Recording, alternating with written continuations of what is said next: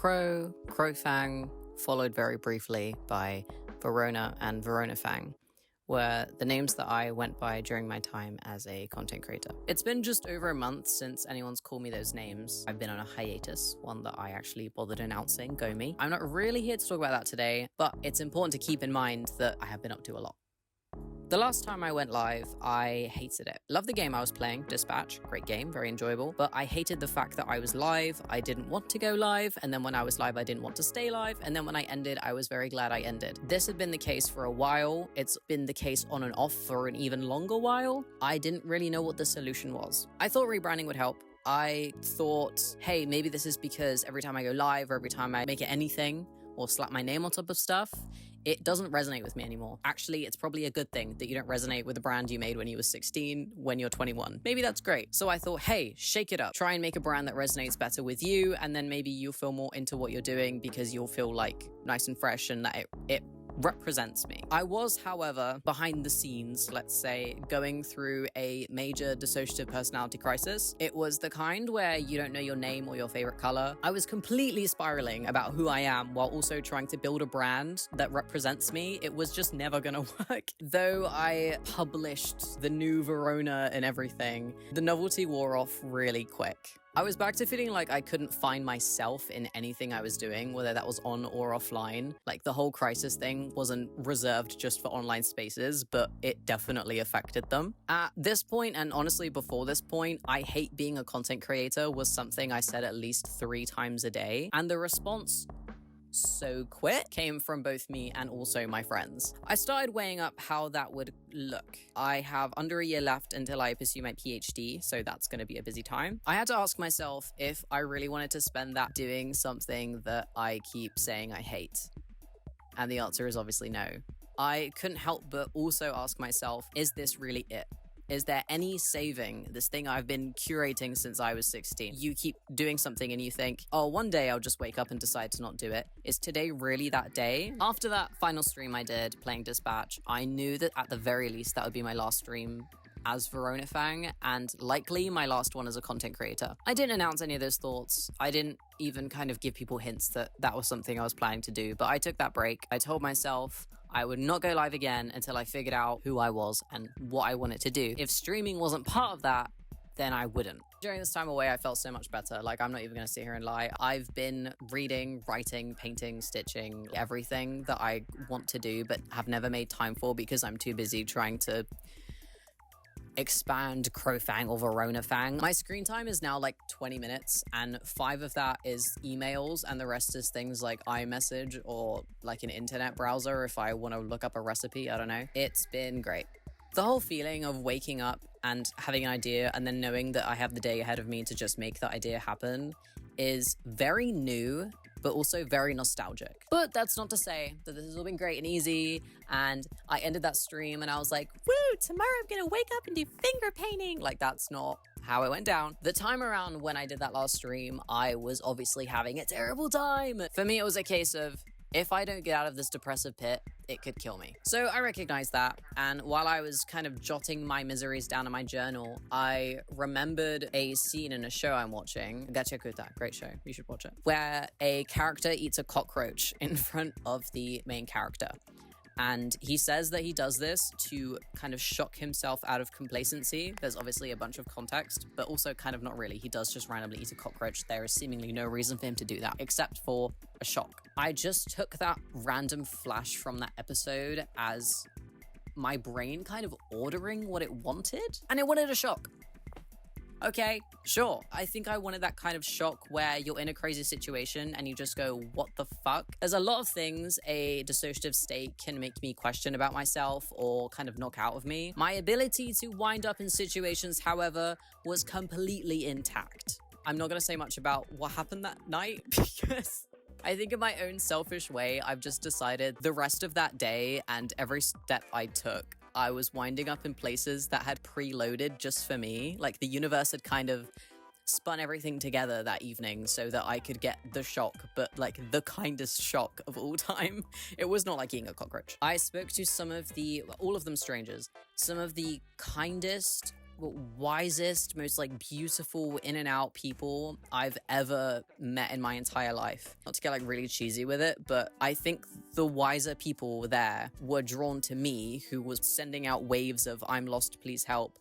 And I kind of also moved towards them. With all of that, I walked through that sketchy ass, dark by now area of London with a sense of who I was. Getting the answers to introspective questions about who I am and what do I like has been a lot easier and a lot clearer. I feel like I can the result of that, I suppose, is my name is Iris, and most days my favorite color is purple. I want to create things and I want to talk to strangers every day. I don't know what it is with me. I fucking love talking to strangers. I've changed all of my socials to through Iris. That is the name that I am using online from now. I hope you'll appreciate the kind of pun going on there. Thank you. I think we all have our different definitions of what a content creator even is. So just to get that out of the way, to me, it's a separate thing to an artist, but the two can coexist. I think words like engagement, algorithm, maybe even views are things that an offline artist doesn't really need to think about. This is the part where I'm really scared that people are going to think I'm like super pretentious and I'm saying what I post is art and what everyone else is doing is not art. That's not what I'm saying. That's not what I'm saying. There are so many creators that are also artists and it works for them. They're not any less of an artist because they're also a content creator. I'd rather just be someone who every now and then just shows up and goes, oh, here, I made this. And I'm not going to come back 2 hours later and see how many people have taken a look, or the big charts saying, don't do this again, or you should do that again. I don't want to do that. I think you get it.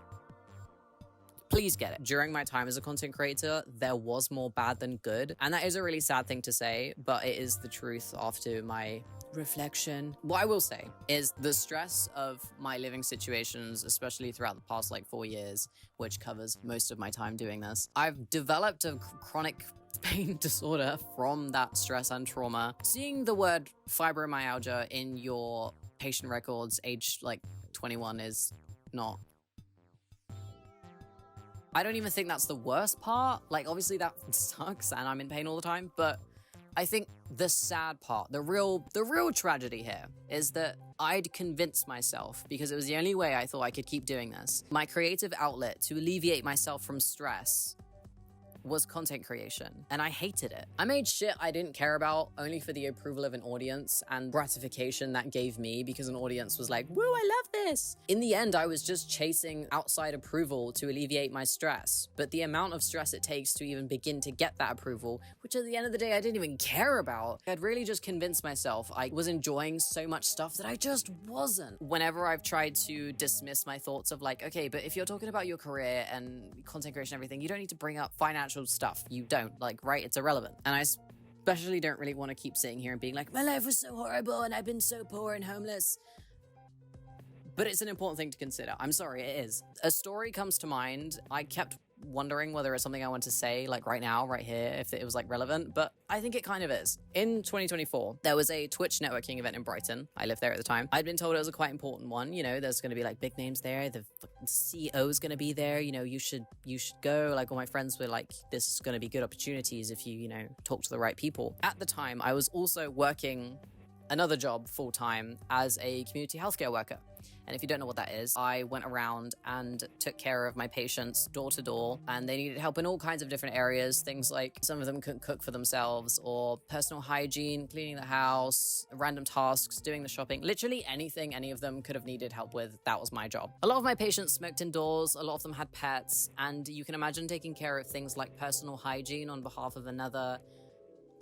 It all kind of adds up to a certain smell, right? And I always wore my protective equipment, okay? I'm a germaphobe, so I was wearing those gloves and I was wearing that apron, okay? None of my colleagues was wearing that apron. Disgusting. No matter how I spun it, that night, there was just no time to go home and shower and change and then go to the meeting. Thought to myself, damn, that's a shame. I can't go. I wanted to quit that job so bad. It was so horrible, so underpaid. The office that managed me was it was a horrible job. I thought to myself, I want to quit it so bad and do content instead. Am I really about to give up a massive opportunity just because that job stopped me?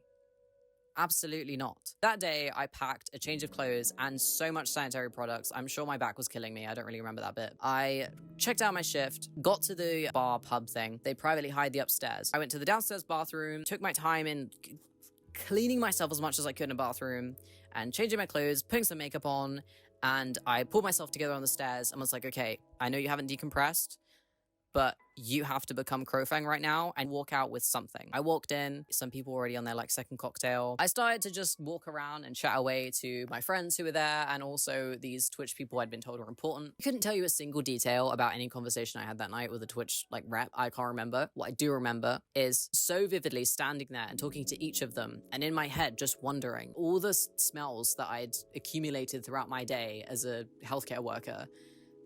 I wondered if they could smell that. And I told myself, you know, it's so strange. You are stood there, you are presenting yourself to an important person for the company you are striving to climb the ladder on. You're at a privately rented open bar surrounded by like pretty rich people, okay? We're gonna, you know, and I've just clocked out of my shift 20 minutes ago and I've made pennies and I smell like piss. Do not skew my words there for me saying, wow, aren't they awful? Like, I'm out here hardworking. That's not the point here. I'm not trying to blame successful content creators for how the world works, okay? We know how the world works. I'm not gonna blame Twitch for it. But it's a weird situation to be in. Like, it is strange. You can get flown out to conventions and put on big stages and be offered, like, makeup artists and everything, but you won't have the money for an Uber. Being a successful content creator or like, you know, reasonably successful content creator, but being poor and trying to find the balance of how that works, like it is weird. It's really strange. Okay. It's really strange. And again, I'm not blaming anyone around me. My friends throughout have been so lovely, and especially the, you know, more economically fortunate ones have paid for things for me multiple times. And I'm very grateful every time. I'm not being like, what the fuck, guys? How come you're rich and I'm not? Whatever. You get it. You get that it's weird. It's a weird thing to be in. It's a weird, like, how did I get here? But it's not quite imposter syndrome. There were good times too. There were obviously good times too. Okay, I'm gonna stop being so like, and there are good times. The TwitchCon is something I look forward to every year since 2022. I love seeing my friends. I love seeing fans. I love seeing fans' parents. There've been streams that I'll end and I'll be so grateful I get to do this, or people that support me in things like buying clothes that I've made or just stupid projects of mine. I don't regret ever having done this. It's just kind of a shame how everything played out, maybe. Well, with that, I am resigning as a content creator. I'm not going to ever downplay the support and the love and the good memories that I have, like ever. I'm so grateful. If you're someone that I know, like personally watching this and you've ever done something for me, like you've ever sat and believed in me and invited me to a project or asked my opinion on something or literally anything, thank you. I really don't want this to come across as I'm a pretentious artist that's quitting content creation because everyone else isn't an artist. And the whole time, like, suck. Like, it fucking sucks. So, like, I need to stop doing that voice, first of all. I'm so grateful, and there were good times, but I'd be an idiot to deny that most of it was bad. I started all this when I was 16, like I keep saying. I know I keep bringing up my age, I'm sorry. It has been such a supportive pillar in my life. Maybe that's a weird way to word it. Now, my 21st year of life, see, I brought up my age again, but in a different way this time. I'm starting to find peace, trying to just be happy, help myself, my mind, my body, which is giving up already, reminding myself that I should say what I want to say, I should do what I want to do, and I should just strive for joy. But especially the time I have left before I go to uni and have to kind of shove my head down a book, which I also love. I've already read my uni books, I just want to keep having fun and keep doing things that are fun. When I want to share it, I will, and that's fun. And I don't have to stress about how well it does, because ultimately, I had fun. Isn't that wonderful? We should all be having fun, despite how things may seem. But you will see me around, whatever I share, as through Iris. Again, I hope you can appreciate the pun there. A 6-year-long era of my life can end in a random corner where I'm surrounded by mattresses, LED lights, and a shark beanbag. In my best friend's, like, cabin.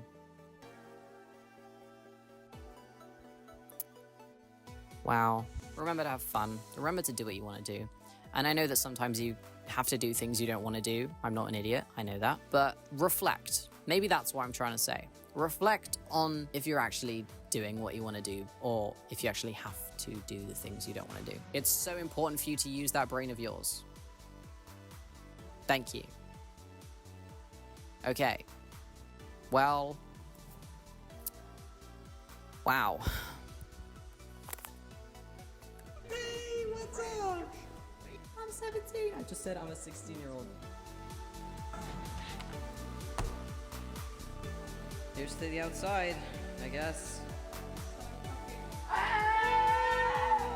Where are you going? Do you like it? I didn't mean to actually scream. Let's keep doing this. You're all turning to look at me.